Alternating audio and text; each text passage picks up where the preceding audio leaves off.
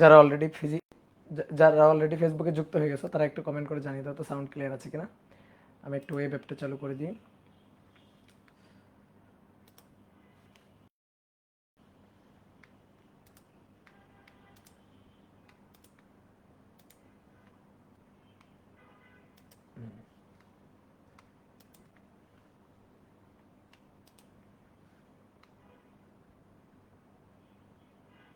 ওকে, ঠিক আছে।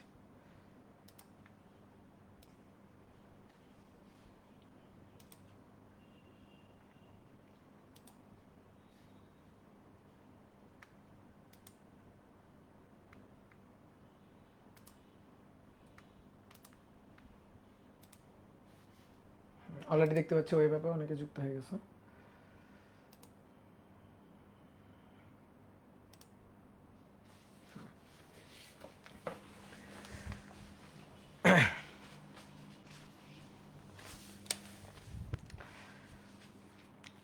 Dear student, সবাইকে শুভেচ্ছা জানাচ্ছি আজকের ক্লাসে। আশা করি সবাই ভালো আছো, সবাই সুস্থ আছো। তো আজকে আমরা জিএসটি প্রস্তুতির জন্য আমরা কয়েকটা অধ্যায়ের ফিজিক্স সেকেন্ড পার্টের কয়েকটা অধ্যায়ের একটু রিভিউ করব আর কি। তো দেখো, আজকে আসলে আমি কিছু পড়াবো না, নতুন করে কিছু পড়াবো না। তোমরা যথেষ্ট পড়ছো, তোমাদেরকে যথেষ্ট পড়ানো হয়েছে। এখন শেষ সময় এসে যে জিনিসটা দরকার সেটা হচ্ছে, যা তুমি পড়ছো সেটা সুন্দর করে খাতায় ডেলিভার দেওয়া দরকার। তুমি যা পড়ছো সেই জিনিসগুলা বারবার প্র্যাকটিস করে গিয়ে তুমি খাতায় সুন্দরভাবে সেই জিনিসগুলা আউটপুটটা দিয়ে আসতে হবে। তো এই জিনিসটা এখন শেষ সময়ে দরকার। তো আমি তোমাদের এই যে লাস্টের দিকে যে কয়েকটা অধ্যায় পড়াইছিলাম, তো ওই কয়েকটা অধ্যায়ের একটা জাস্ট মনে করো যে প্রত্যেকটা টপিক আর কি, প্রত্যেকটা টপিক তো হয়তো হবে না, তো যে টপিকগুলো বেশি বেশি ইম্পর্টেন্ট বা যে টপিকগুলো থেকে ধরো আমরা কোশ্চেন অ্যানালাইসিস করে দেখছি যে বিগত বছরগুলোতে বেশি কোশ্চেন আসছে, তো সেরকমগুলা টপিকগুলো একটু মার্ক করে দিব এবং সেই টপিক রিলেটেড দু একটা প্রবলেম হয়তো আমরা সলভ করব এবং কোন জায়গাটাতে ভুল হয়, কোন জায়গাটাতে সতর্ক থাকতে হবে, কোন জায়গাটাতে তুমি তাড়াতাড়ি অ্যান্সার করে চলে আসতে পারবা, তো এরকম কিছু জিনিস নিয়ে তোমাদের একটা আইডিয়া আমরা দিব। ঠিক আছে, তো চলো আমরা শুরু করি। দাদা ভালো আছেন? হ্যাঁ ভালো আছি, তোমাদের সাথে অনেক দিন পরই দেখা হইলো আমার, তাই না? ঠিক আছে, তোমরা তো আমাকে একেবারেই ভুলে গেছো, একেবারেই মনে রাখো নাই, তাই তো? নাকি মনে রাখছো? ওকে, তো চলো আমরা শুরু করি। আমরা আজকের ক্লাসে 4টা অধ্যায় দেখব: সেমিকন্ডাক্টর ও ইলেকট্রনিক্স, নিউক্লিয়ার পদার্থবিদ্যা, আধুনিক পদার্থবিজ্ঞানের সূচনা এবং ভৌত আলোক বিজ্ঞান। এই 4টা অধ্যায় আমরা দেখব। তো চলো একটা একটা করে শুরু করি। প্রথমে আমরা একটু ভৌত আলোক বিজ্ঞান এইটা দেখি। ভৌত আলোক বিজ্ঞান দিয়ে আমরা শুরু করি। ভৌত আলোক বিজ্ঞান, দেখো, ভৌত আলোক বিজ্ঞানে আগে টপিকগুলো তুমি মাথার মধ্যে আনো যে কি কি টপিক আমাদের ভৌত আলোক বিজ্ঞান এই চ্যাপ্টারের ক্ষেত্রে আমাদের আছে। ভৌত আলোক বিজ্ঞানের টপিকগুলো হাতে গোনা কয়েকটা টপিক: ব্যতিচার, অপবর্তন, সমাবর্তন। এই 3টা টপিক মূলত আমাদের লাগবে। ঠিক আছে, ওকে দাঁড়াও, সমান করে দিয়েছি। তাহলে ভৌত আলোক বিজ্ঞানে আমাদের এই চ্যাপ্টারে আমাদের এরকম 3টা টপিক আছে এবং প্রথম দিকে কিছু আলোচনা আছে। প্রথম দিকের আলোচনাটা যে আলোর ক্ষেত্রে আলো তড়িৎচুম্বক তরঙ্গ। তো সেই তড়িৎচুম্বক তরঙ্গের ক্ষেত্রে দুইটা মানে ওয়েভের উপাংশ থাকে, একটা ম্যাগনেটিক পার্ট আর একটা ইলেকট্রিক পার্ট। তো ম্যাগনেটিক পার্টের যে মানটা সেটাকে আমরা বি দিয়ে লিখি, আর ইলেকট্রিক পার্টের যে মানটা সেটাকে আমরা ই দিয়ে লিখি। তো এদের মধ্যে যে একটা সম্পর্ক, ধরো এটা একটা ইলেকট্রোম্যাগনেটিক ওয়েভ মানে আলো, তার এইটা এইটা যদি ধরো ম্যাগনেটিক ফিল্ড হয়, এটা ধরো বি ফিল্ড, তাহলে এটা বি, এর মানটা বি। ঠিক আছে, এটা বি নট সর্বোচ্চ মান। তাহলে এর সাথে লম্বভাবে লম্বভাবে যেটা থাকবে, এই যে লম্বভাবে এই যেটা থাকবে, এইটা ধরো ইলেকট্রিক ফিল্ড। তাহলে ইলেকট্রিক ফিল্ডের মানটা ই নট।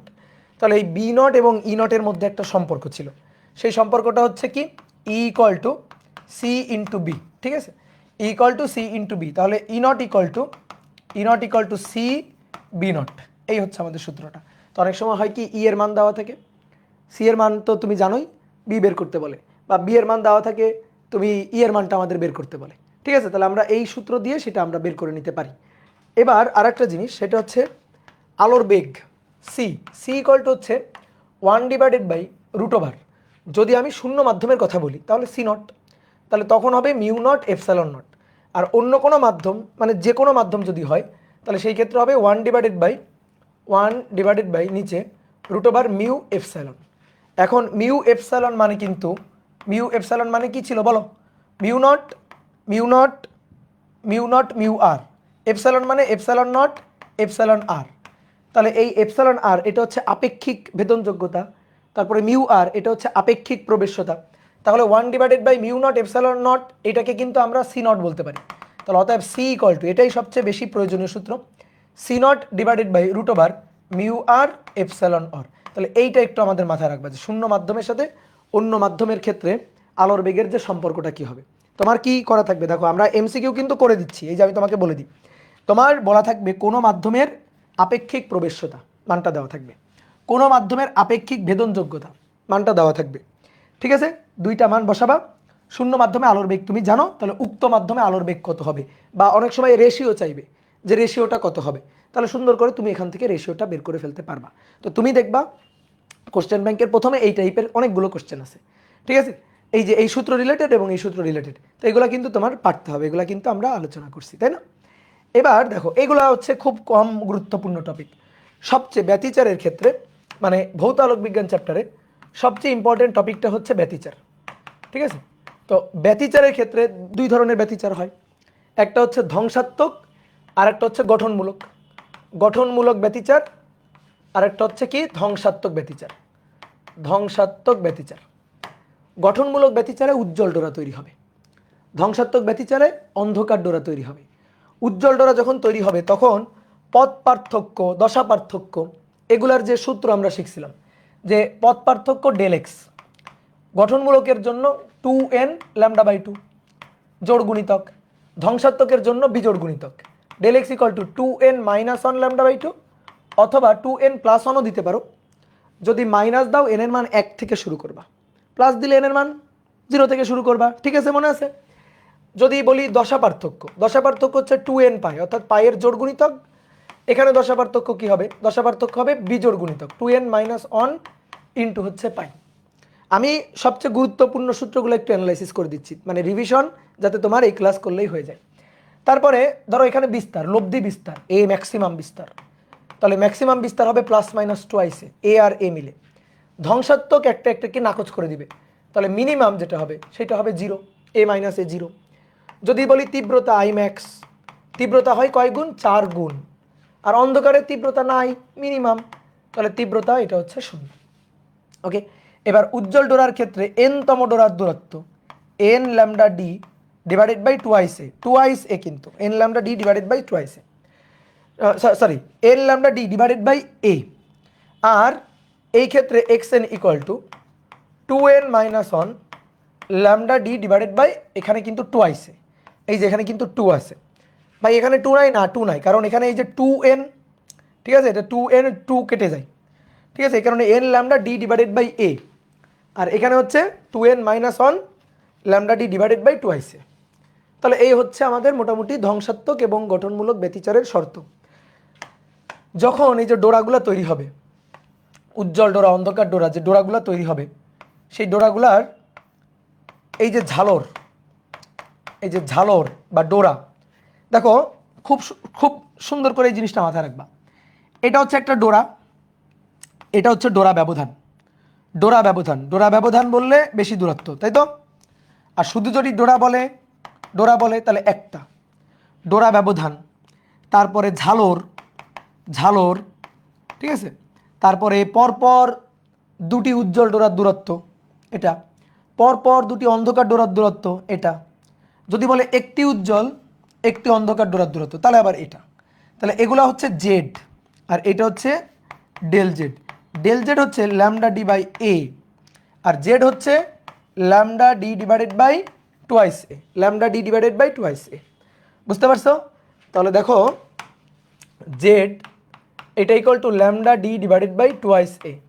এখান থেকে অনেকগুলো এমসিকিউ এর উত্তর আমরা এখান থেকে দিতে পারি। দেখো কিভাবে অনেকগুলো এমসিকিউ এর উত্তর দিতে পারি।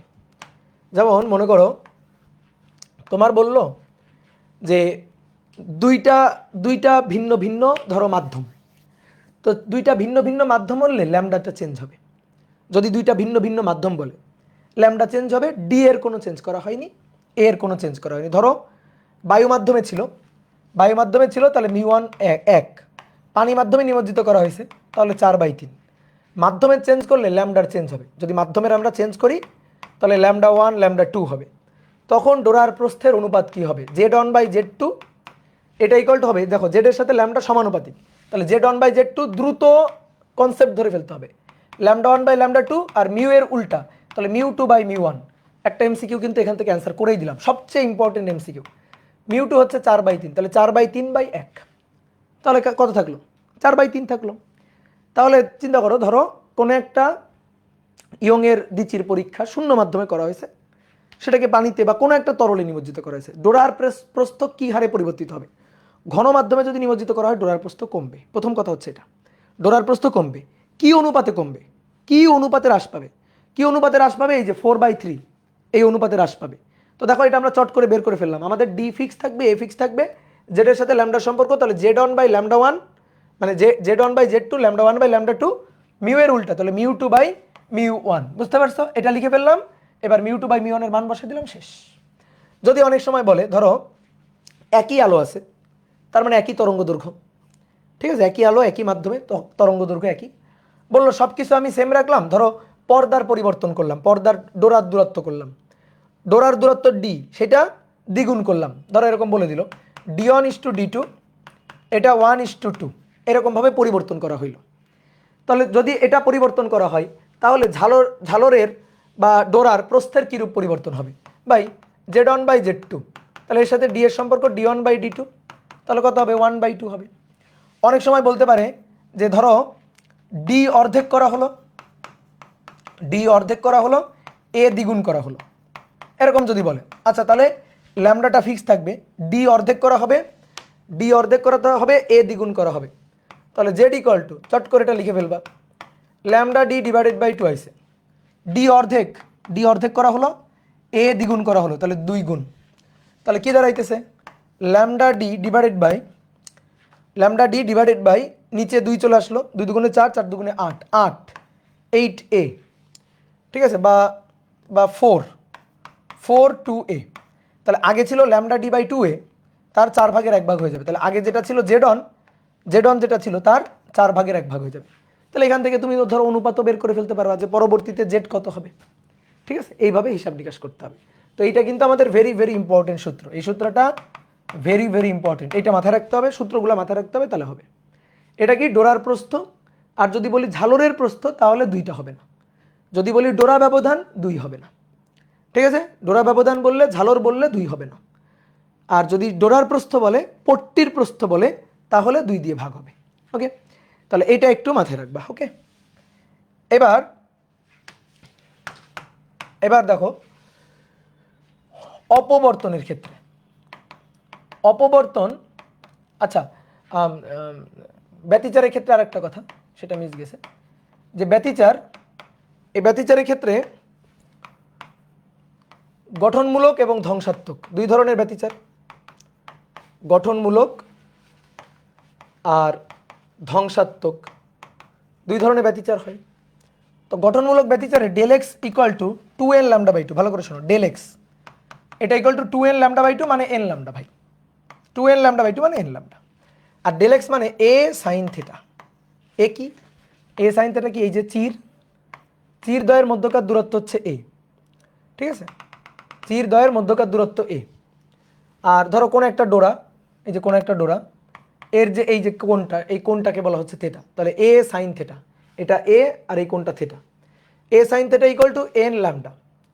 আর ধ্বংসাত্মকের জন্য ΔX, এই ΔX হবে a sin theta equal to 2n - 1 λ/2। তো এটা কিন্তু অলরেডি আমি লিখছি, শুধু এই a sin থিটা লিখছিলাম না, তো সেটাও কিন্তু লিখে দিলাম, ঠিক আছে। এই যে এখানে কিন্তু লিখে দিচ্ছি, এই যে দেখো এখানে, এই যে ΔX মানে 2n λ/2 আর ΔX মানে 2n - 1 λ/2। তাহলে এইটা হচ্ছে ব্যতিচারের ক্ষেত্রে শর্ত। এবার অপবর্তন, অপবর্তন অতটা ইম্পর্টেন্ট না, ব্যতিচারটা সবচেয়ে বেশি ইম্পর্টেন্ট। বাট অপবর্তনের ক্ষেত্রে 2-1টা সূত্র একটু সুন্দর করে মাথায় রাখতে হবে। অপবর্তনের শর্ত লিখে দিছিলাম তোমাদের, ঠিক আছে, সেই শর্তগুলো সুন্দর করে মাথায় রাখবা। তো একটু ছোট্ট করে বলি, 2 ধরনের অপবর্তন হয়, একটা হচ্ছে একক চির, আর একটা হচ্ছে গ্রেটিং। একক চির আর গ্রেটিং। গ্রেটিংটা কি? গ্রেটিংটা হচ্ছে এরকম, যে কোনো একটা পাত, সেই পাতে এরকম অনেকগুলো পাশাপাশি চির বা প্রতিবন্ধক থাকবে। চিরের বেদ যদি এ হয় তাহলে প্রতিবন্ধকের বেদ বি। ডি হচ্ছে grating constant, grating constant D. আর এন আর ডি এর মধ্যে সম্পর্ক, এন হচ্ছে একক দৈর্ঘ্যে দাগ সংখ্যা অথবা একক দৈর্ঘ্যে রেখা সংখ্যা। এন আর ডি এর সম্পর্ক হচ্ছে পরস্পরের গুণাত্মক বিপরীত। এবার একক চিরের দরুন যদি অপবর্তন হয় তাহলে সেই ক্ষেত্রে উজ্জ্বল এবং অন্ধকারের শর্ত, উজ্জ্বল এবং অন্ধকারের শর্ত। দেখো ব্যতিচারের উল্টাটা আমি তোমার কি মনে রাখতে বলছিলাম, ব্যতিচারের উল্টাটা হবে অপবর্তন।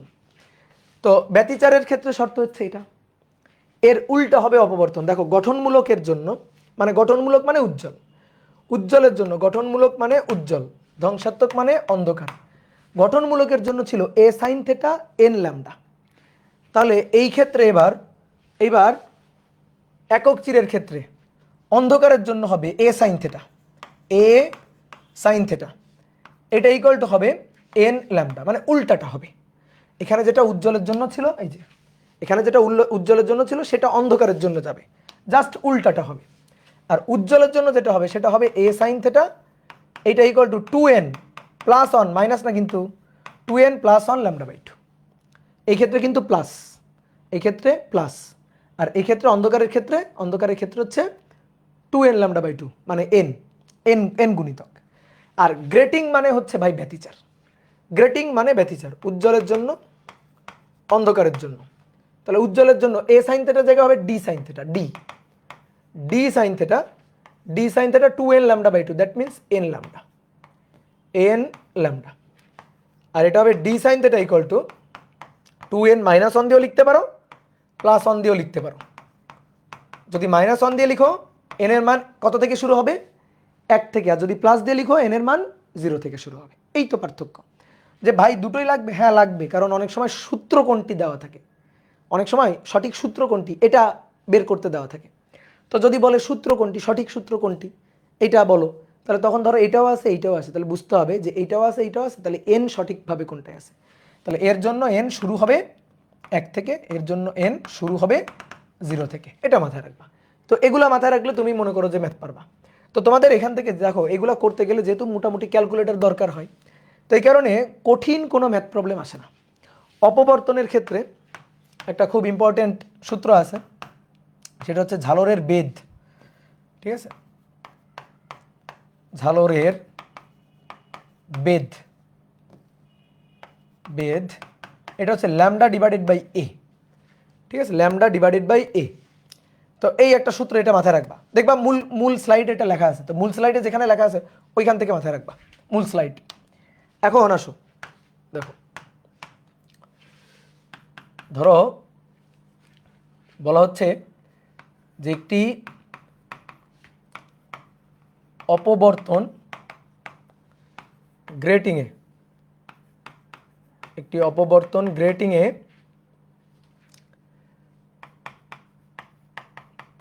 গ্রেটিং ধ্রুবক 5 মিলিমিটার, গ্রেটিং ধ্রুবক 5 মিলিমিটার, আর 30 ডিগ্রি অপবর্তন কোণে, অপবর্তন কোণে 30 ডিগ্রি অপবর্তন কোণের জন্য, 30 ডিগ্রি অপবর্তন কোণের জন্য চতুর্থ ক্রম উজ্জ্বলের ক্ষেত্রে তরঙ্গ দৈর্ঘ্য কত, তরঙ্গ দৈর্ঘ্য কত।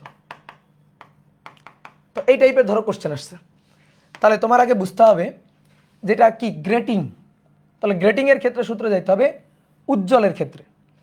তাহলে গ্রেটিং এর ক্ষেত্রে ডি সাইন থেটা, উজ্জ্বল, উজ্জ্বলের জন্য এন ল্যামডা। তাহলে এন এর মান বসবে 4, বসে কি চতুর্থ। তারপরে ডি এর মান, এটা ডিরেক্ট দেওয়া আছে 5 মিলিমিটার। ওকে, তাহলে 5 ইন্টু 10⁻³ সাইন থেটা, থেটার মান 30 বসে, বাকি কি, বাকি হচ্ছে ল্যামডা, ল্যামডার মানটা বের করে নিবা। তো তোমার এমন কোশ্চেন দেওয়া থাকবে যেখানে তুমি হিসাব নিকাশ সহজে করে ক্যালকুলেটারে, মানে ক্যালকুলেটর ছাড়া, ক্যালকুলেটর না দিয়ে তুমি উত্তরটা বের করে ফেলতে পারবো। তাহলে তোমার চিন্তা হবে হচ্ছে কোন কোন ম্যাথটা আসছে। ধরো অনেক সময় বললো যে একটি অপবর্তনের জন্য চিরের বেদ, এইটুকু বলছে, অপবর্তনের জন্য চিরের বেদ। বুঝতে হবে অপবর্তনে চিরের বেদ, অপবর্তনে চিরের বেদ বলছে। তাহলে এটা কোনটা, কোন সূত্রটা কাটাবো? অপবর্তনে চিরের বেদ বলছে, তাহলে আমি কোন সূত্র কাটাবো? গ্রেটিং নাকি একক চির? অপবর্তনে চিরের বেদ তার মানে একটা চির, একটা চির, তাহলে একটা চিরের বেদ তার মানে একক চির, তখন একক চিরের সূত্র কাটাবো, একক চির অপবর্তনের সূত্র কাটাবো। তাহলে এই ব্যাপারগুলো একটু কিন্তু কষ্ট করে মাথায় রাখতে হবে, ঠিক আছে? তাহলে কিন্তু তুমি আগে প্রশ্ন পড়বা অপবর্তনের, তোমার যদি মনে হয় অপবর্তনের ম্যাথ দিছে, এবার অপবর্তন একক চির নাকি গ্রেটিং এটা ভালো করে বুঝতে হবে, দেন সূত্র খাটাবা, সূত্র খাটায় ম্যাথ প্রবলেম সলভ করবা। এবার দেখো এই অধ্যায়ের ক্ষেত্রে একটা জিনিস হচ্ছে যে বিস্তার, বিস্তারের সাথে তীব্রতার সম্পর্ক, বিস্তার ও তীব্রতা, এই বিস্তার ও তীব্রতার সম্পর্ক রিলেটেড যে কোশ্চেন, যে তীব্রতার সাথে বিস্তারের সম্পর্ক বর্গের সমানুপাতিক।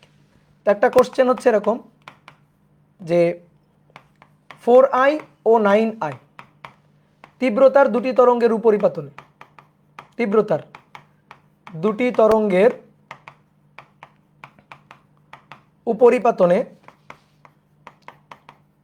উপরিপাতনে সর্বোচ্চ সর্বনিম্ন তীব্রতার, সর্বোচ্চ ও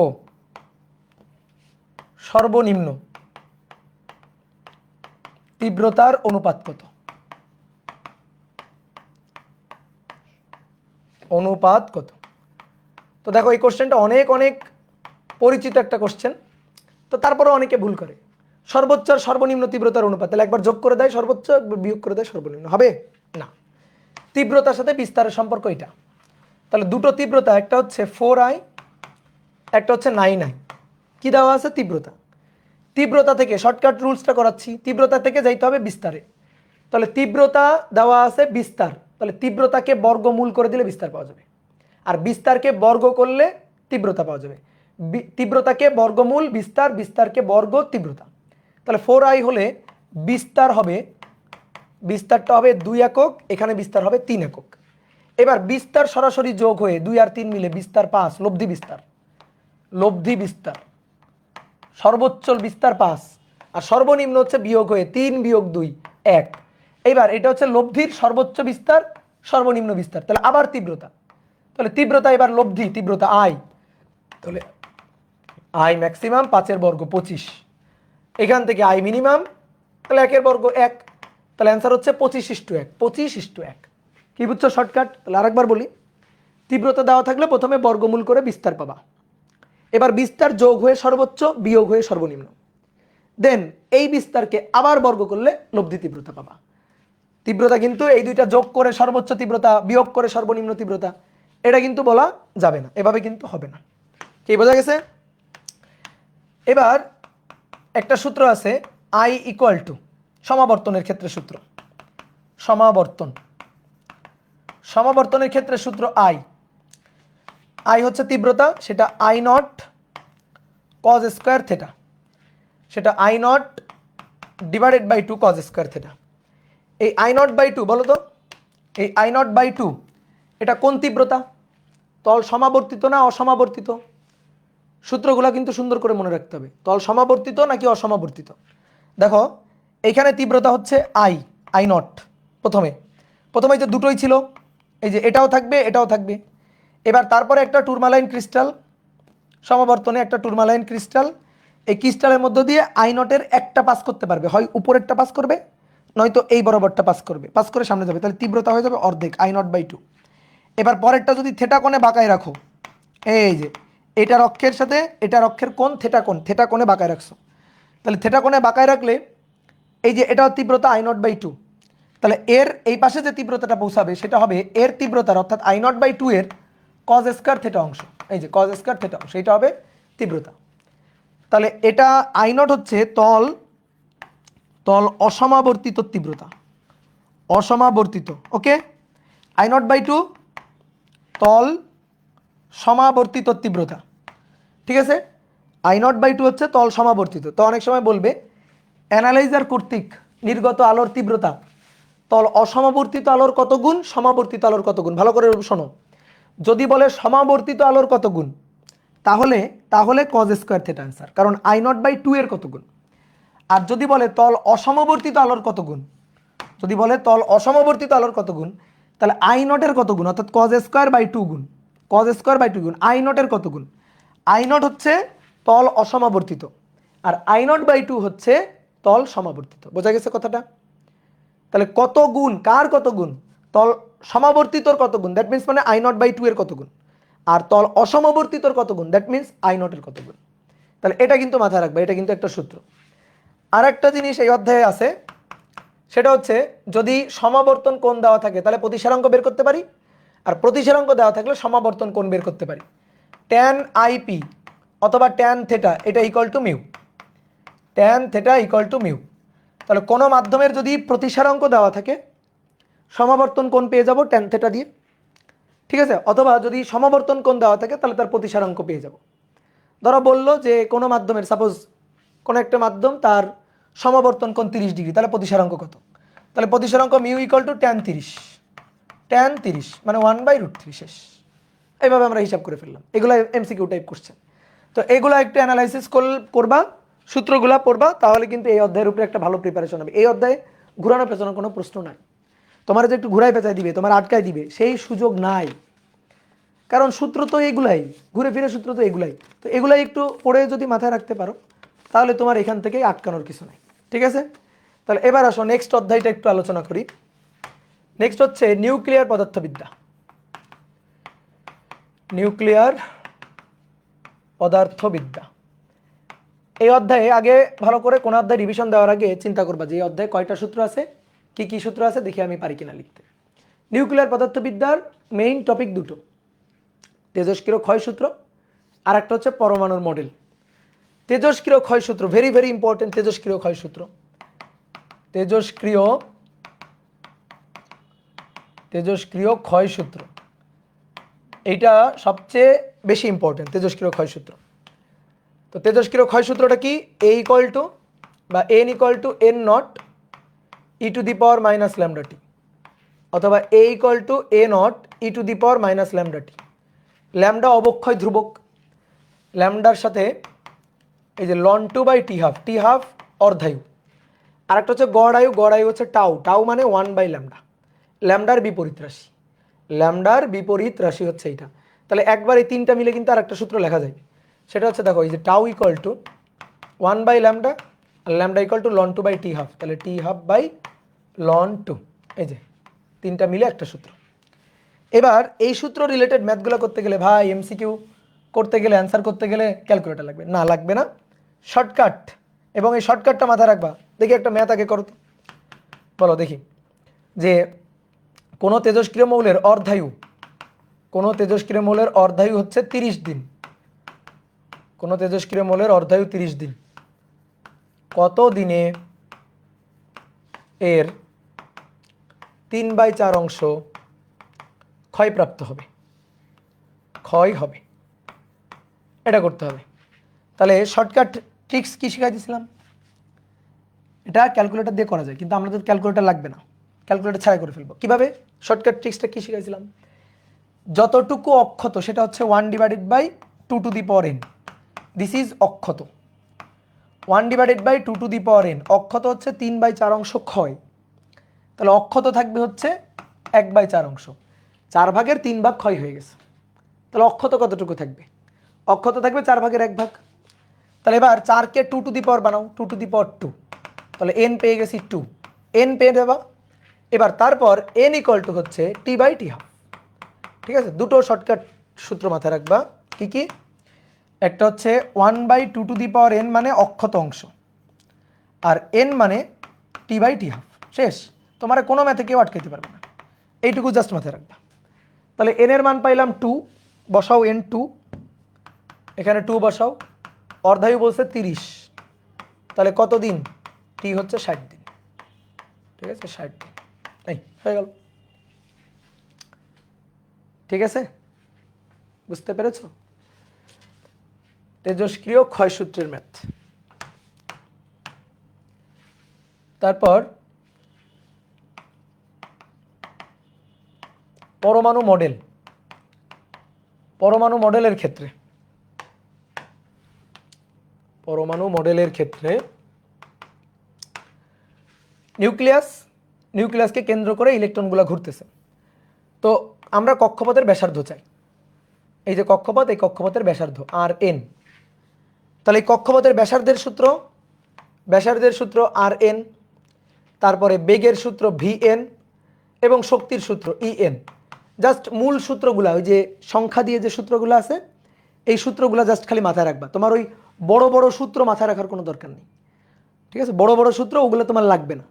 তো সুতরাং বড় বড় সূত্রগুলো মাথায় রাখবে না, জাস্ট মূল সূত্রগুলো মাথায় রাখবা। যদি বড় বড় সূত্রের কথা বলো, দেখো ওই সেই মুরগি সূত্র, এই যে উপরে হচ্ছে মানে pi M Z E square divided by হচ্ছে H square epsilon not square N square.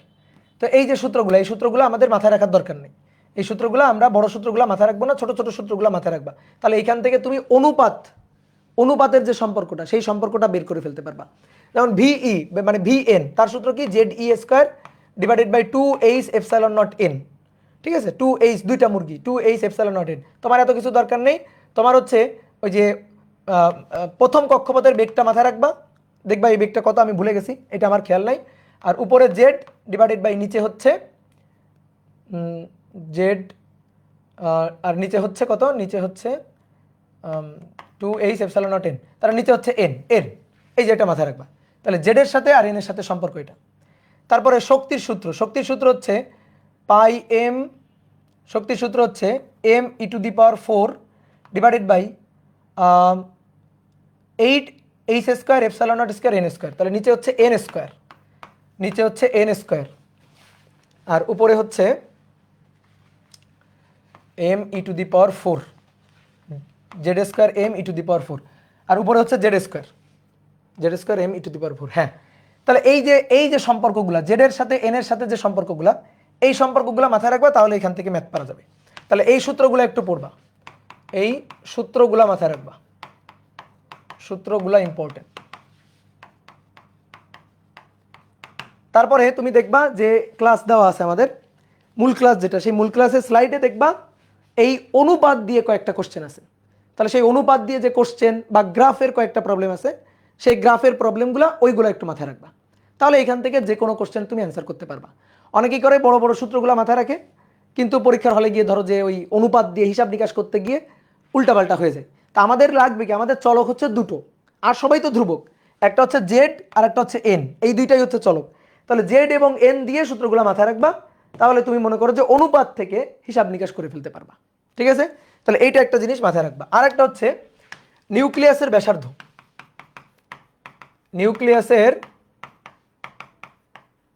নিউক্লিয়াসের ব্যাসার্ধ,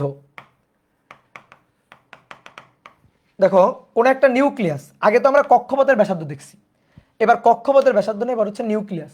তাহলে নিউক্লিয়াসের মধ্যে থাকে কি, প্রোটন এবং নিউট্রন, অর্থাৎ এ। তাহলে এ অর্থাৎ ভর সংখ্যা, এইটা যত বেশি হবে তার আয়তন তত বেশি হবে, তার ব্যাসার্ধ তত বেশি হবে। তাহলে আর হচ্ছে are not a two the পাওয়ার 1/3, এই হচ্ছে সূত্র ছিল আমাদের, যে নিউক্লিয়াসের ব্যাসার্ধ আর, এইটা হবে are not a two the পাওয়ার 1/3। এ কি, এ হচ্ছে ভর সংখ্যা। তাহলে এই হচ্ছে একটা সূত্র, আর আর নট হচ্ছে ফার্মি কনস্ট্যান্ট। এখান থেকে বইয়ে একটা, ইসাক স্যারের বইয়ে একটা খুব ইম্পর্টেন্ট কোশ্চেন আছে, এই কোশ্চেনটা একটু দেখো করাই দিই, ঠিক আছে? দেখি তোমরা উত্তর বলবা, তারপর আমি শর্টকাট বলে দিচ্ছি। বলা হচ্ছে একটি নিউক্লিয়াস বিস্ফোরিত হয়ে, একটি নিউক্লিয়াস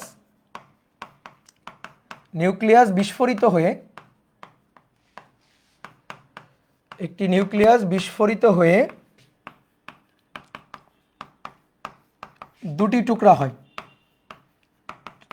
টুকরা হয় এবং তা 1:27 এই অনুপাতে ছুটে যায়, এই বেগ অনুপাতে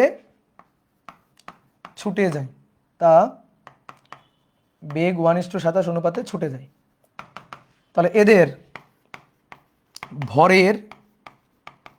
ভর সংখ্যার ও গড় ব্যাসার্ধের অনুপাত, এইটা ভেরি ভেরি ইম্পর্টেন্ট। একেবারে বইয়ের কোশ্চেন, যে কোনো একটা চাইতে পারে, ভরের অনুপাত চাইতে পারে, ভর সংখ্যার অনুপাত চাইতে পারে, অথবা গড় ব্যাসার্ধের অনুপাত চাইতে পারে। তাহলে বলো তো এটা পারা যাবে কিনা আমাদের, এটা আমরা পারবো কিনা। কি কি দেওয়া আছে বলছে, বেগ v1 আর v2 এই অনুপাতে ছুটে যায়। তাহলে বিস্ফোরিত হলো, এটা বিস্ফোরণের আগে, আর বিস্ফোরণের পরে দুটো টুকরা হয়েছে, একটা m1 তার বেগ v1 আর একটা m2 তার বেগ v2। তো v1 আর v2 এর রেশিও দেওয়া আছে 1:27। তাহলে সংঘর্ষের আগে 0 ভরবেগের সংরক্ষণশীলতা, আর সংঘর্ষের পরে, সংঘর্ষের আগে তো কোনো বেগ নেই সুতরাং 0। এবার সংঘর্ষের পরে m1 v1 প্লাস কি m2 v2, তাহলে এটা হচ্ছে 0। m1 v1 m2 v2, তাহলে আমি m1 বাই m2 যদি লিখি, m2 এর সাথে v2 গুণ আর এর সাথে v1 গুণ, সামনে একটা মাইনাস, বাই মাইনাসটা কি ইন্ডিকেট করে, ডিরেকশন বুঝায়, সুতরাং মাইনাস না দিলেও চলবে, আমি জাস্ট মানের অনুপাত চাই।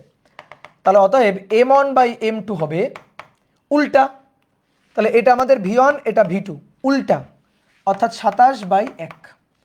এইবার শোনো, শর্টকাট যদি মাথায় রাখতে চাও, ভর আর ভর সংখ্যার রেশিও সেম, ভরের রেশিও যা ভর সংখ্যার রেশিও তাই, ভরের রেশিও m1 m2 27/1, তাহলে ভর সংখ্যার রেশিও হবে, ঠিক আছে, a1 a2 ভর সংখ্যা, তারও রেশিও হবে 27/1।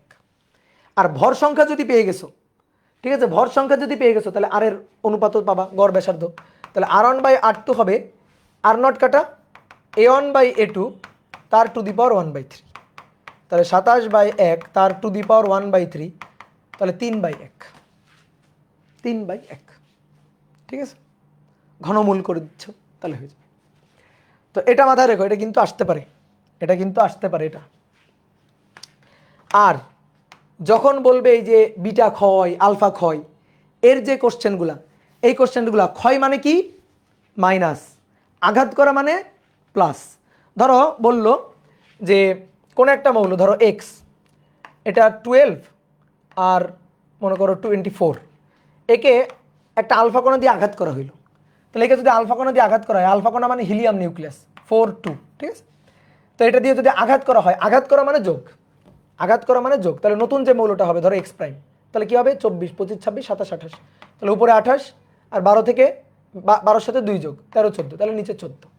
তাহলে আঘাত করা হলে প্লাস, আর যদি বলতো ক্ষয় হয় তাহলে মাইনাস করে দিতাম, যদি বলতো ক্ষয় হচ্ছে তাহলে কি করতাম মাইনাস করে দিতাম, ঠিক আছে। যেমন মনে করো এক্স, ধরো এটা 10 এটা 21, একে একটা বিটা দিয়ে আঘাত করা হইলো, তাহলে বিটা বিটা হচ্ছে -10, বিটা দিয়ে আঘাত করা হইলো, তাহলে আঘাত করা হচ্ছে প্লাস, তাহলে তখন কি হবে, তখন হবে এক্স উপরে 21 আর 10 -1, 10 এক কমে যাবে -1, তাহলে -1 হয়ে যাবে 9। আর যদি বলা হয় নির্গত হইলো, তাহলে নির্গত হলে এখানে মাইনাস, তখন হবে 10 মাইনাসে মাইনাসে প্লাস, তাহলে এখানে তখন 11 হয়ে যাবে। তাহলে তুমি সবসময় মাথায় রাখবা যে কথাটা, সেটা হচ্ছে আঘাত করা মানে, আঘাত করা মানে যোগ, যোগ দেওয়া, আর নির্গত হলো নির্গত হওয়া, এইটা যদি বলে তাহলে হচ্ছে মাইনাস দাও। এইটা মাথায় রাখবো, তাহলে এই রিলেটেড যে কোনো ম্যাথ আছে সেগুলো তুমি সলভ করতে পারবা। কথা কি বুঝতে পারছো? ক্লিয়ার? গুড।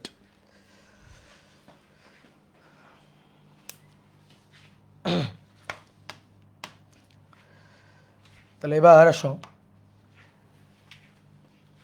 এবার হচ্ছে সেমিকন্ডাক্টর ইলেকট্রনিক্স, এটা নিয়ে কিছু কথাবার্তা বলি। সেমিকন্ডাক্টর ও ইলেকট্রনিক্স, সেমিকন্ডাক্টর ও ইলেকট্রনিক্স। দেখো এই অধ্যায়ে প্রথম আছে হচ্ছে থিওরিটিক্যাল কোশ্চেন, থিওরিটিক্যাল কিছু কোশ্চেন, যে কোনটা এন টাইপ কোনটা পি টাইপ, ঠিক আছে, এন টাইপের তড়িৎ হচ্ছে মানে সরি কি চার্জ বাহক, এন টাইপের হচ্ছে সংখ্যাগুরু চার্জ বাহক কোনটা, পি টাইপের সংখ্যাগুরু চার্জ বাহক কোনটা, এই টাইপের যে কোশ্চেনগুলো আছে, কোনটা পি টাইপ এন টাইপ, এগুলো যে কোশ্চেনগুলো আছে এগুলো হচ্ছে প্রথম থিওরিটিক্যাল কোশ্চেন, এগুলো একটু পড়বা। দেন তারপরে যেটা হচ্ছে সেটা হচ্ছে রেকটিফায়ার, ডায়োড আর রেকটিফায়ার। ডায়োডের ক্ষেত্রে দুই ধরনের, silicon diode, germanium diode. Silicon ডায়োডের ক্ষেত্রে ডায়োডের যে ড্রপ পটেনশিয়াল সেটা হচ্ছে 0.7 ভোল্ট, জার্মেনিয়াম যদি বলে তখন 0.3 ভোল্ট, ঠিক আছে, ডায়োডের ক্ষেত্রে। এখন ডায়োডের সম্মুখী বায়াসে যদি থাকে ডায়োড কাজ করবে, বিমুখী বায়াসে যদি থাকে তাহলে ডায়োড কাজ করবে না। তাহলে তুমি ধরো একটা ডায়োডের কোশ্চেন, এরকম একটা ডায়োডের কোশ্চেন দিল, এই এটা ধরো 10 ভোল্ট, এটা হচ্ছে সিলিকন ডায়োড, আর এটা ধরো 2K। তো বলা হলো না এই যে 2K, এই পয়েন্টের বিভব ভি কত নির্ণয় করো, এই পয়েন্টের বিভব ভি কত নির্ণয় করো, আর এটা হচ্ছে 10 ভোল্ট। তাহলে দেখো এই পয়েন্টের বিভব আমরা ভি চাই, তার মানে 2 এর 2 প্রান্তের বিভব, এটা গ্রাউন্ড, এই দেখো এটা গ্রাউন্ড, এটা মানে হচ্ছে 0, এই যে এটা 0, তাহলে এই প্রান্তের বিভব হবে +10, এটা গ্রাউন্ড পয়েন্ট, তাহলে এটা 0, তাহলে তার চেয়ে 10 বেশি, তাহলে এই প্রান্ত হবে +10। তো আমরা কি চাচ্ছি, আমরা চাচ্ছি এই পয়েন্টের বিভব কত। তো এই পয়েন্টের বিভব কীভাবে বের করা যায়, এটা 10 আর এটা ড্রপ করবে কতটুকু, সিলিকন 0.7 ড্রপ করবে, তাহলে 10 আসতেছে, দেখো +10 আসতেছে, দেন এ 0.7 ড্রপ করবে, তাহলে ভি কত থাকবে, তাহলে ভি থাকবে হচ্ছে 10 বিয়োগ 0.7, তাহলে 9.3 ভোল্ট। ঠিক আছে, এরকম একটা কোশ্চেন দিয়ে দিল, তাহলে আমরা পারবো এটা। তারপরে বলো তো দেখি,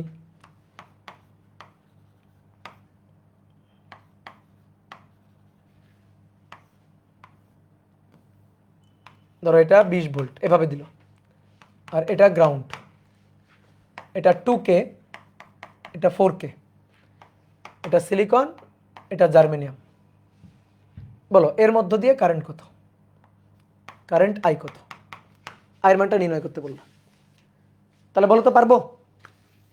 দেখো তো এই দিক দিয়ে এটা এটা 20 ভোল্ট, তাহলে +20 ভোল্ট, আর এই পাশে 0 ভোল্ট, এই যে 0, এটা +20 ভোল্ট, +20 ভোল্ট, বা এটা +20 কেমনে বুঝলেন, লেখাই তো আছে +20, এটা তো লেখাই আছে +20, তাহলে +20 ভোল্ট, তাহলে এই প্রান্ত প্লাস, এই প্রান্ত মাইনাস, ঠিক আছে, যে মাইনাস এটা প্লাস, তাহলে প্লাসের সাথে যুক্ত আছে, তাহলে এই প্রান্তটা হচ্ছে +20 ভোল্ট। হ্যাঁ, এবার দেখো এই প্রান্ত প্লাস হলে এখান থেকে এটা প্লাস, তাহলে এটা প্লাস হলে এইটা হচ্ছে ফরওয়ার্ড ব্যাস, এটা ফরওয়ার্ড ব্যাস, দেখো এটা কাজ করবে ফরওয়ার্ড ব্যাস, কিন্তু এর দেখো এর অবস্থা দেখো এর উল্টা আছে, এর উল্টা আছে, তাহলে এই প্রান্ত প্লাস, এই যে +20 ভোল্ট, আর এটা গ্রাউন্ড 0 মানে মাইনাস, তাহলে এটা তো রিভার্স ব্যাসে চলে গেছে, তাহলে এটা তো কাজ করবেই না। তাহলে তখন কি হবে, এটা যদি কাজ না করে, এটা রিভার্স ব্যাস যদি থাকে, এটা যদি কাজ না করে, তাহলে এই ডায়োডটা থাকা না থাকা সমান কথা। এবার এটা ওপেন ওপেন সার্কিট, তাহলে ওপেন সার্কিট হলে এর মধ্যে দিয়ে কারেন্ট কত, কারেন্ট হয়ে যাবে 0। তাহলে ডায়োডের ক্ষেত্রে এই ম্যাথগুলো মাথায় রাখবা, সম্মুখী বায়াসে কাজ করবে ডায়োড, বিমুখী বায়াসে ডায়োড কাজ করবে না, তাহলে বিমুখী বায়াসে ভোল্টেজ ড্রপ থাকবে না, মানে ভোল্টেজ ড্রপ হচ্ছে মানে বিমুখী বায়াসে ডায়োডটাই কাজ করবে না, তাহলে ওইখান থেকে 0 হয়ে যাবে। আর সম্মুখী বায়াসে ডায়োড কাজ করবে। যদি আইডিয়াল ডায়োড থাকে, তাহলে আইডিয়াল ডায়োড থাকলে সিলিকন ডায়োডে আমরা 0.7 ভোল্ট ড্রপ করি, আইডিয়াল ডায়োডে 0 ভোল্ট ড্রপ, তার মানে একটা শর্ট সার্কিটের মতো থাকবে। ঠিক আছে, জাস্ট খালি ডায়োডটা মুছে দিবা, মুছে দিয়ে শর্ট সার্কিট করে ফেলবা, তাহলেই হয়ে যাবে। ঠিক আছে, তাহলে ডায়োডের ক্ষেত্রে এই জিনিসগুলো একটু মাথায় রাখবা, ডায়োডের ছোট ছোট কোশ্চেনগুলো দিতে পারবে, বেসিক কোশ্চেনগুলো। এবার আসো ট্রানজিস্টর, ট্রানজিস্টরের তিনটা টার্মিনাল, ট্রানজিস্টর দুই ধরনের হয়, কি কি, এনপিএন, এনপিএন, এটা যদি ইমিটার, এটা যদি কালেক্টর হয়, ইমিটার হয়, এটা কালেক্টর, মাঝখানেরটা বেস। আরেকটা হচ্ছে পিএনপি, পিএনপি, পিএনপি, তাহলে পিএনপি হলে এটা বেস, কালেক্টর, এটা হচ্ছে ইমিটার। এবার সিম্বল যদি আঁকতে চাই, তো সিম্বল কিভাবে আঁকবো, সিম্বল হচ্ছে এরকম একটা দাগ দিব, দিয়ে এরকম দুইটা দাগ, তারপরে এই এরকম জ্যা আঁকবো, দেন দুইটা মাথা বের করব, নিচ থেকে আরেকটা মাথা বের করব।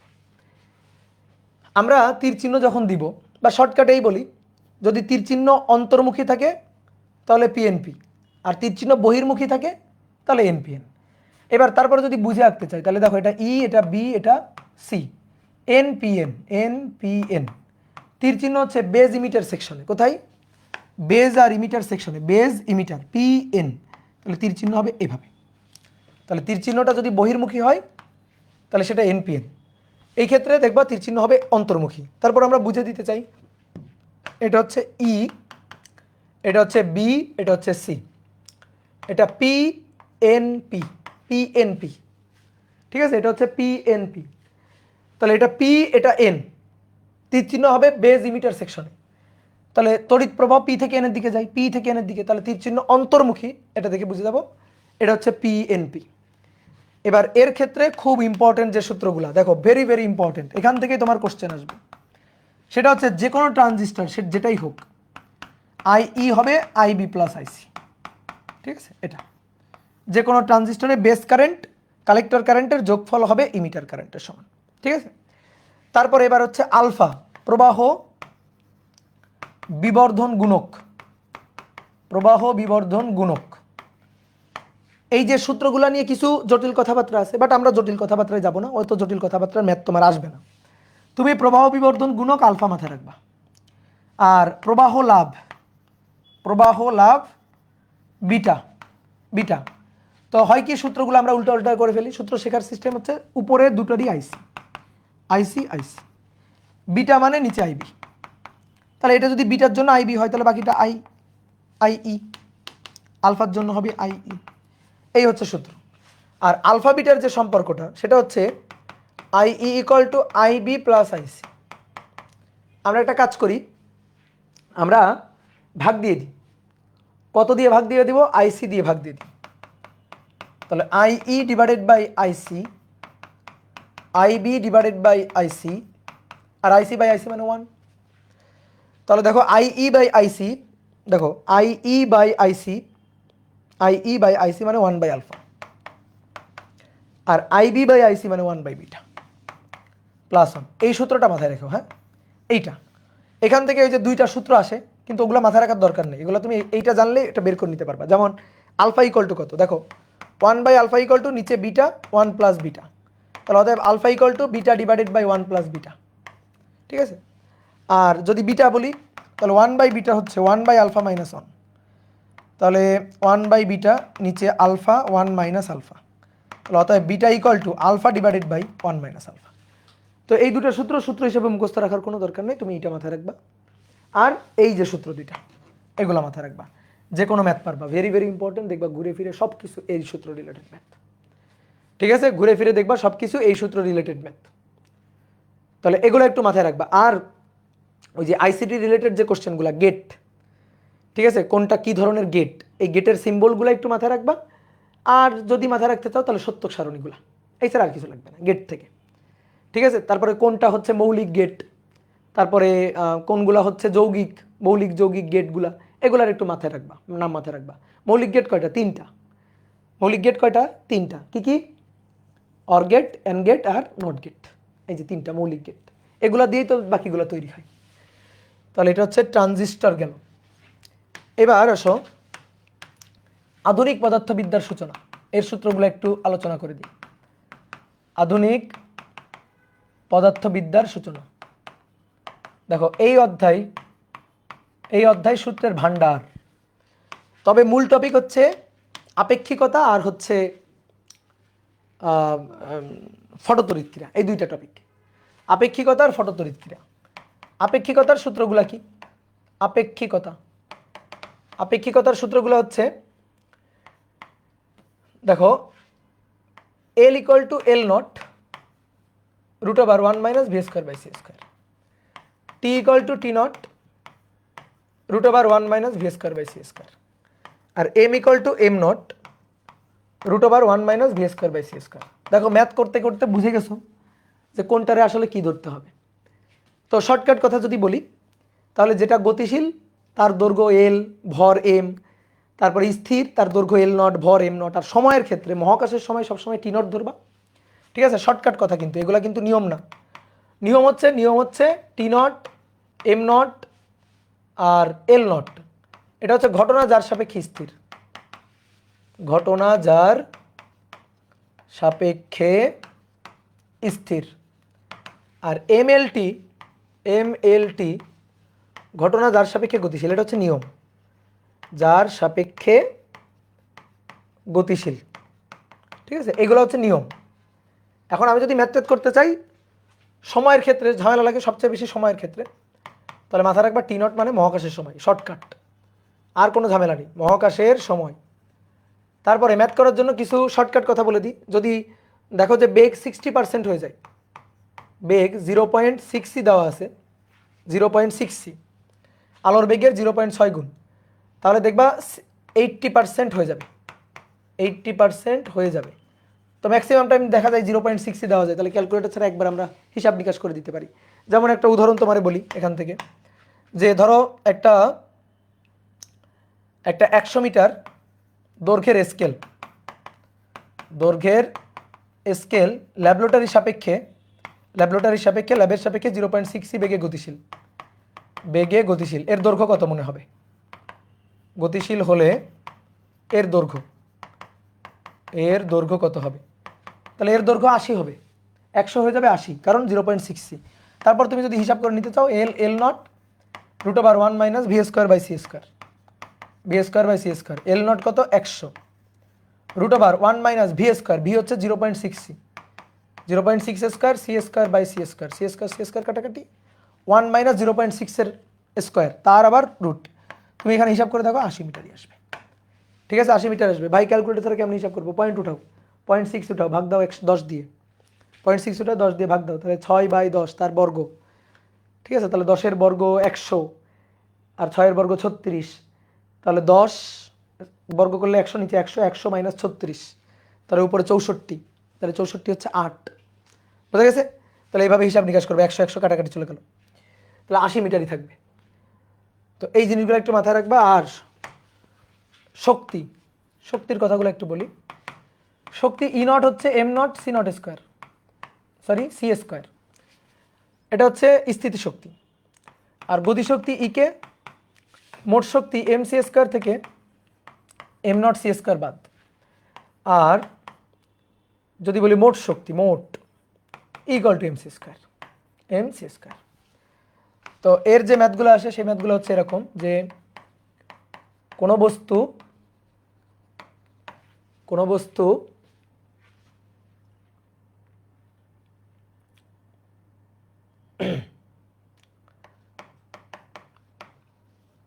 গতিশীল হলে এর গতিশক্তি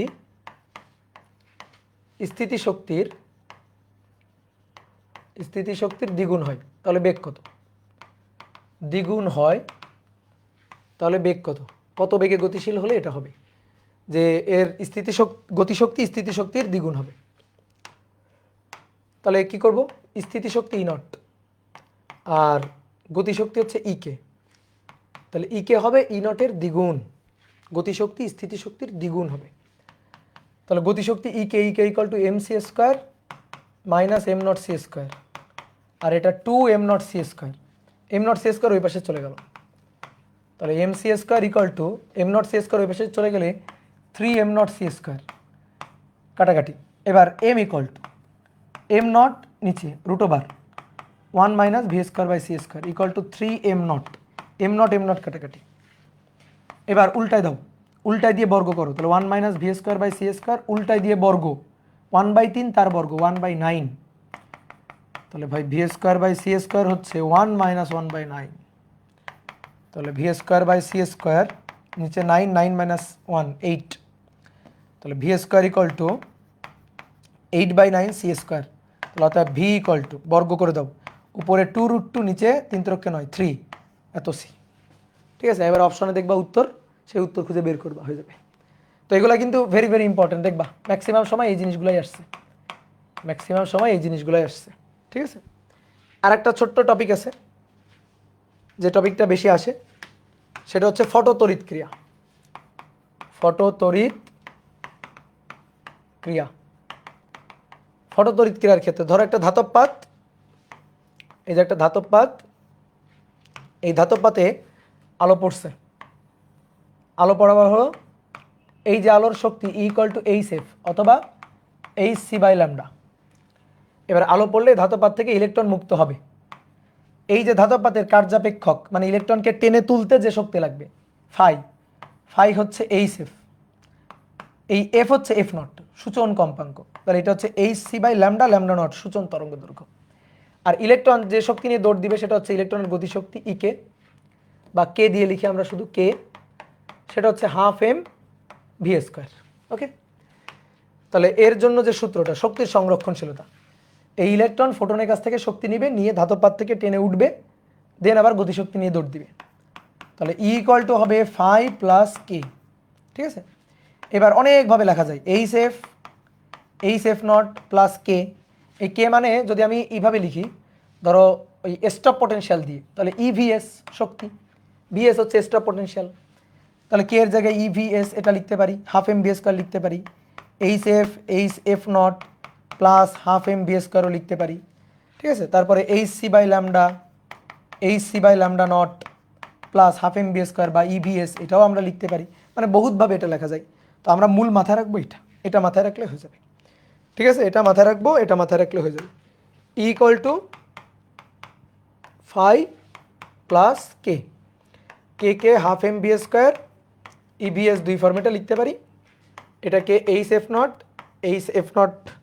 H C by lambda nought এই দুইভাবে লিখতে পারি, আর এটাকে এইচ সি বাই ল্যামডা এই দুইভাবে আমরা লিখতে পারি। ঠিক আছে, এটা মাথায় রাখবা। বলো তো, আমি যদি ধাতব পাতে ভিন্ন ভিন্ন আলো ফেলি, কোনটা চেঞ্জ হবে? এটা চেঞ্জ হবে, কারণ ভিন্ন ভিন্ন আলো ফেলতেছি, ভিন্ন ভিন্ন ফ্রিকোয়েন্সি, ভিন্ন ভিন্ন তরঙ্গ দৈর্ঘ্য। ধাতব পাত চেঞ্জ করলে এফ নট আর ল্যামডা নট চেঞ্জ হবে। এফ নট আর ল্যামডা নট কিন্তু আলোর বৈশিষ্ট্য না, এটা কিন্তু ধাতব পাতের বৈশিষ্ট্য, কারণ এটা সূচন কম্পাঙ্ক, সূচন তরঙ্গ দৈর্ঘ্য। আমি ধাতব পাত চেঞ্জ করবো, এটা চেঞ্জ হবে। ঠিক আছে, তাহলে এই জিনিসটা মাথায় রাখবা। তাহলে কোনো ধাতব পাতে কোনো ধাতব পাতে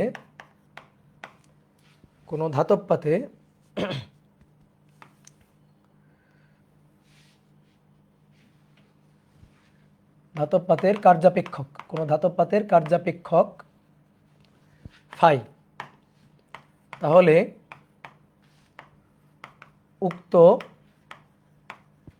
ধাতব পাতে 2 ফাই ও 3 ফাই শক্তি সম্পন্ন আলো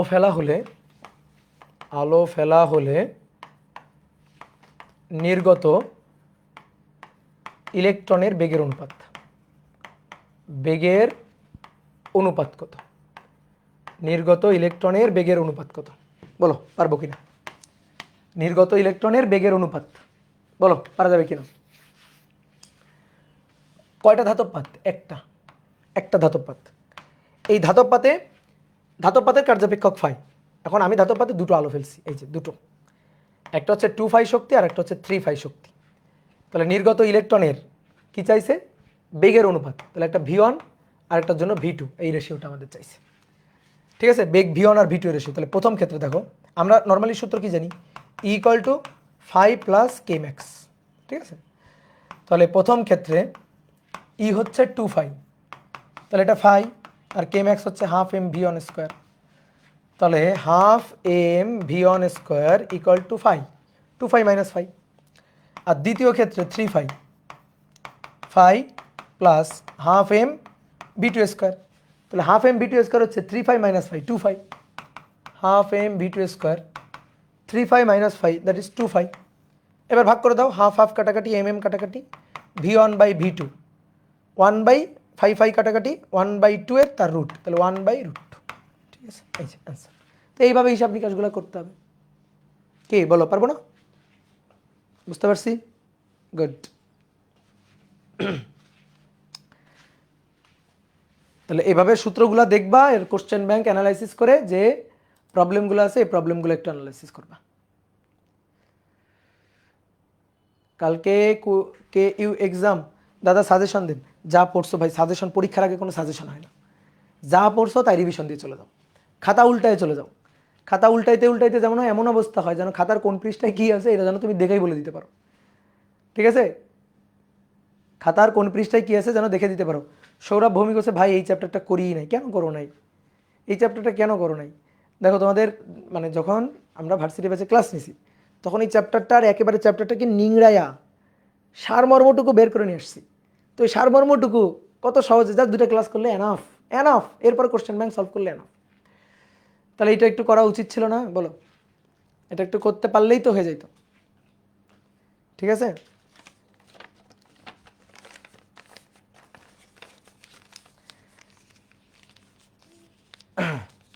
ডিউ থেকে কোশ্চেন আসছিল, ডিউ থেকে, হ্যাঁ এই টপিক থেকে কোশ্চেন আসছিল, ডিউ থেকে কোশ্চেন আসছিল। আচ্ছা ওকে, তাহলে কোশ্চেন আসলে তো ভালো, তাহলে কোশ্চেন আসলে কোশ্চেনগুলো পারতে হবে। ঠিক আছে, তুমি কি করবা এখন, যে কাজটা পরীক্ষার আগে আগে যে কাজটা করতে হবে সেই কাজটা হচ্ছে মূল ক্লাসের স্লাইডগুলো আগে বের করবা, স্লাইড বা খাতা। ঠিক আছে, তুমি যদি খাতায় নোট করো তাহলে খাতা, আর যদি তুমি স্লাইড পিডিএফ করে রাখো তো স্লাইড, তাহলে সেটা আগে বের করবা। বের করার পরে কোনো একটা অধ্যায় পড়ার আগে বা রিভিশন দেওয়ার আগে আগে স্লাইডটা কি পড়ানো আছে দেখবা, ম্যাথগুলো দেখবা। দেন এবার তারপরে তোমার যে প্র্যাকটিস করছো সেই প্র্যাকটিস বইটা যেটা তুমি পড়ছো আর কি, হইতে পারে একটা কোশ্চেন ব্যাংক পড়ছো, বা হইতে পারে মানে কিছু ম্যাথ প্রবলেম এক জায়গায় করে রাখছো, মানে তুমি তোমার স্ট্র্যাটেজি ফলো করে যে কাজটা তুমি করছো আর কি, ভাই সেই জিনিসটা বের করে জাস্ট খালি রিভিশন দাও, রিভিশন দিয়ে পরীক্ষার হলে চলে যাও। ঠিক আছে, রিভিশন দিয়ে পরীক্ষার হলে বলে যাও। বলো, কারো কোনো প্রশ্ন থাকলে বলো। অপূর্ব কর্মকর্তা ভাই একটু হেল্প করেন প্লিজ, কোন অধ্যায় থেকে প্রশ্ন বেশি আসতে পারে, প্রত্যেকটা একটু এফোর্ট বেশি দিলাম। আচ্ছা, কোন অধ্যায় থেকে বেশি কোশ্চেন আসতে পারে দেখো, মানে মোটামুটি এটা বলা যায় না, প্রথম কথা হচ্ছে এটা বলা যায় না, তারপর আমি বলতেছি যে অধ্যায় টপিক বেশি সেই অধ্যায় থেকে বেশি কোশ্চেন আসবে। যেমন আধুনিক পদার্থবিদ্যার সূচনা, এই অধ্যায় থেকে বেশি প্রশ্ন আসতে পারে। স্থির তড়িৎ, তারপর চলতড়িৎ, এই অধ্যায় থেকে প্রশ্ন থাকবে। তাপগতিবিদ্যা থেকে মাস্ট প্রশ্ন থাকবে। ঠিক আছে, ভেক্টর থেকে কোশ্চেন মাস্ট থাকবে আর কি। নিউটনিয়ান বলবিদ্যা থেকে কোশ্চেন থাকবে, মহাকর্ষ থেকে থাকার সম্ভাবনা আছে। ঠিক আছে, তাহলে এই যে চ্যাপ্টারগুলো বললাম এই চ্যাপ্টারগুলো থেকে মানে কোশ্চেন আসার সম্ভাবনা সবচেয়ে বেশি থাকবে। বুঝতে পারছো, যে অধ্যায়গুলোতে বেশি টপিক, ভৌত আলোক বিজ্ঞানও কিন্তু এর মধ্যে পড়ে। তো এইভাবে তুমি প্রায়োরিটি লিস্টে এইভাবে রাখবা যে প্রায়োরিটি লিস্টে উপরের দিকে ধরো ভেক্টর, নিউটনের বলবিদ্যা, স্থির তড়িৎ, চলতড়িৎ, তাপগতিবিদ্যা, তারপরে মহাকর্ষ, ঠিক আছে, তারপরে হচ্ছে আধুনিক পদার্থবিজ্ঞানের সূচনা, তারপরে ভৌত আলোক বিজ্ঞান। এইভাবে প্রায়োরিটি লিস্টে উপরের দিকে রাখবা, তারপরে তো অবশ্যই বাকি অধ্যায়গুলো। ভাই চ্যাপ্টারগুলো একটু লিখে দেন, জিএসটিতে আসা চ্যাপ্টারগুলো। ওই তো বললামই, তো বললাম না, কেবলই তো বললাম, এটা আবার লিখে দিতে হবে নাকি? ভাই আর ইউর জন্য একটু বলেন প্লিজ। দেখো আর ইউ কে ইউ সবগুলা তো একই রকম ফরম্যাটে কোশ্চেন হয়, তাই না? কোশ্চেনগুলোর ফরম্যাট তো একই রকম। তুমি খাতা পড়ো, খাতা পড়ো, স্লাইডগুলো দেখো, এনাফ। তুমি পরীক্ষার হল থেকে বের হয়ে দেখবা যে আচ্ছা আমার খাতার মধ্যে থেকেই আসছে সব কিছু। ঠিক আছে, ওকে দাদা। 24 ব্যাচের জন্য শেষবারের মতো কিছু বলে যান। 24 ব্যাচ দেখো, যারা পড়াশোনা করছো শেষ সময়, এখনও অনেকগুলো সিট আছে, হাল ছেড়ো না। ঠিক আছে, হাল না ছেড়ে পরীক্ষা শেষ পর্যন্ত লড়ো, যা হয় হবে, বাট শেষ পর্যন্ত লড়ো। কিন্তু তারপরেও আমার কথা হচ্ছে কি যে তুমি যদি মনে করো নিজে কষ্ট করছো, তুমি ফাঁকি দাও নাই, ঠিক আছে, তাহলে তুমি যদি নিজে কষ্ট করে থাকো, তুমি যদি ফাঁকি দিয়ে না থাকো, তাহলে যদি তুমি এখানে হেরেও যাও, তাহলে একটা জিনিস চিন্তা করবা যে তোমার জন্য বেটার কিছু একটা আছে। ঠিক আছে, তোমার জন্য বেটার কিছু একটা আছে, হয়তো এইটা তোমার ভালো হবে না, এখানে তোমার মঙ্গল নাই। ঠিক আছে, সৃষ্টিকর্তা তোমার জন্য হয়তো বেটার কিছু একটা রাখছে, এইটা তুমি চিন্তা করবা যদি তুমি অনেস্ট থাকো। ঠিক আছে, আমার কিন্তু কথার আগে শর্ত আছে। তুমি মনে করো সাপোজ তুমি পড়াশোনা করো নাই, তুমি পড়াশোনা করো নাই, সময় নষ্ট করছো, ঠিক আছে, নিজে অনেস্ট ছিল না, যখন পড়ার কথা তুমি তখন ঘুমাইছো, যখন পড়ার কথা মুভি দেখছো, ফোন টিপছো, এরকম যদি হয়, তাহলে তো মনে করো যে এটা তো তুমি তুমি নিজের সাথে প্রতারণা করছো।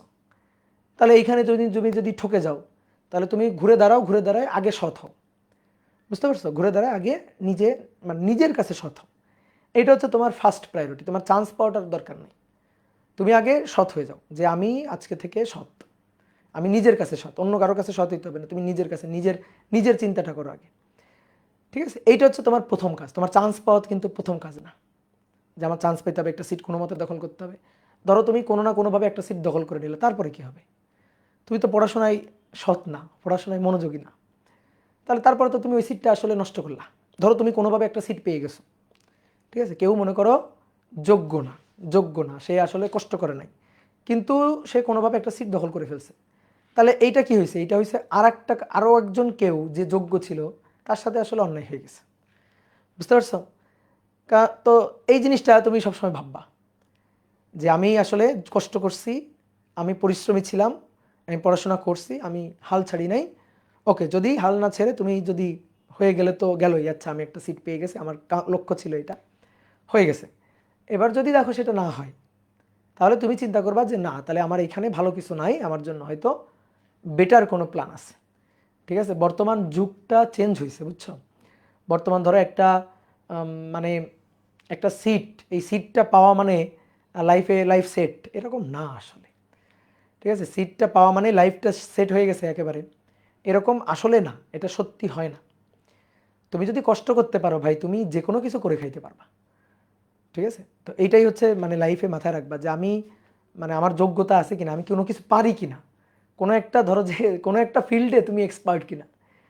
তো তুমি সেই জিনিসটা খুঁজে বের করো যে আমি আসলে কোনটাতে এক্সপার্ট, সেইখানে সময় দিবা। ঠিক আছে, ধরো আমাদের এই যে বুয়েট বুয়েট কুয়েট রুয়েট যেটা অনেক স্টুডেন্ট আমি যখন পড়াই বা ওরা যখন চান্স পাই, আমার কাছে মাঝে মাঝে মনে হয় যে এ আসলে এই জায়গার জন্য ঠিক না, এর জায়গাটা আসলে এখানে হলে ভালো হতো। মানে এটা আমার কাছে ব্যক্তিগতভাবে মনে হয়। এবং আসলে আমার কাছে ধরো কেউ সাজেশন চায়, আমি যদি ওকে খুব ভালোভাবে চিনি, ভালোভাবে জানি, ভালোভাবে জানি, ঠিক আছে, তো তাকে আমি কিন্তু এরকম পরামর্শ দিতে পারি। যেমন আমার একটা পরিচিত ছেলে আছে রুয়েটের, ও হচ্ছে বেশ ভালো কোডিং টোডিং পারে, বেশ ভালো, এখন থেকে মনে করো যে বিভিন্ন সফটওয়্যার বানাইতে পারে। ঠিক আছে, বিভিন্ন ধরো আমাদের এই যে এক্সাম সাইট টাইট যেগুলো আছে না, এগুলো বানাইতে পারে। তো ও ধরো যে কোনো একটা রুয়েটে কোনো একটা সাবজেক্টে পড়তেছে, তো ওকে আমি কি বলছি যে তুই ভাই কোনো একটা সাবজেক্টে কোনো মতে পড়া বাইর হয়ে আয়, একটা সার্টিফিকেট নিয়ে বাইর হয়ে, বাট তোর ফিল্ড, তোর কাজ করার ফিল্ড অন্যরকম। তুই মনে কর যে কাজ পারিস, তুই যে কাজ জানিস, এটা দিয়ে তুই মনে কর যে অনেক কিছু করে খাইতে পারবি। তো এইটাই আর কি, তোমার নিজের পটেনশিয়ালিটি কোথায় আছে এইটা তুমি খুঁজে বের করো। ওকে, ঠিক আছে। দাদা আমার খালাতো ভাই চান্স পাইছে আর এখন সব প্রেশার আমাকে দিচ্ছে, কেমন যে ফিল হয় তখন। এগুলা মাথার থেকে আউট করে দাও, বুঝছো? মানুষের কথা মাথার মধ্যে ঢুকাবা না। ঠিক আছে, মানুষের কথা মাথার মধ্যে ঢুকাবা না, কারণ মানে মানুষের কথা মাথার মধ্যে ঢুকায় তুমি নিজের লাইফটাকে ওই অনুযায়ী কেন সাজাবা। ঠিক আছে, তো এই এই এই জিনিসগুলো, এই প্যারা নিবা না। এই প্যারা মানে এক কান্দে ঢুকাবা তো আর কান্দে বের করে দিবা। এই প্যারা যদি লাইফে নাও তাহলে মানে আগাইতে পারবে না। অমুক কি বলবে, তমুক কি বলবে, অমুকের প্যারা তমুকের প্যারা, তাই না, ফ্যামিলির প্যারা, এইগুলো মানে কেয়ার করবে না, এগুলো ডোন্ট কেয়ার থাকবে। ঠিক আছে, বাট ডোন্ট কেয়ার মানে তুমি সব কিছুতে ডোন্ট কেয়ার। হ্যাঁ, লাইফের মানে মানে ক্রুয়েশাল যে মুমেন্টগুলো, সেই মুমেন্টগুলোতে এসে তুমি মনে করো যে ডোন্ট কেয়ার থাকো, তাহলে তো ভাই মানে এটা তো তোমার দিয়ে কিছুই হবে না।